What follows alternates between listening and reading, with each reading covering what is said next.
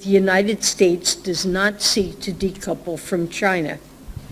Our two economies are deeply integrated, and a wholesale separation would be disastrous for both of our economies. Janet Yellen wrapped up a 4-day trip to Beijing with a speech in which she warned China that its economic overcapacity could harm US firms. She said there were 3 areas where they'd achieved significant progress. The first was to launch intensive exchanges on balanced growth in the domestic and global economies, from which the Treasury Secretary will be better able to advocate for American workers and businesses. Ms. Yellen said that aspects of Chinese economic policy have a negative spillover effect on both the US and globally. Namely, its weak household consumption and business overinvestment, aggravated by large-scale government support in specific industrial sectors, will lead to significant risk to workers and businesses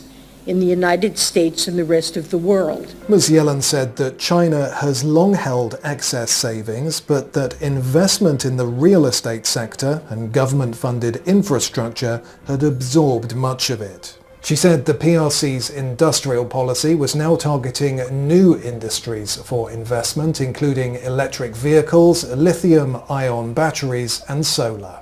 China is now simply too large for the rest of the world to absorb this enormous capacity. Actions taken by the PRC today can shift world prices.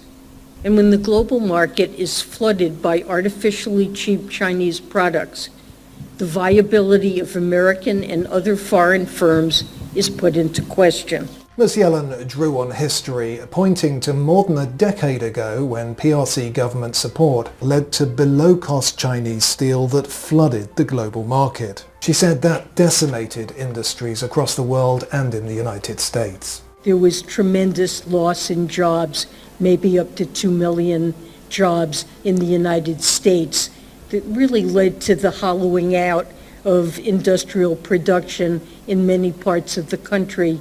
Ms. Yellen conceded that the current situation would take time to remedy, but that talks had provided a dedicated structure for us to raise our concerns about China's imbalances and overcapacity. I think, importantly, it reflects Chinese policies that place great priority on these sectors, channel support to them, enable them to continue operating even when prices drop to very low levels due to overcapacity and their firms don't exit the market. Instead, it's potentially our firms that have to do so.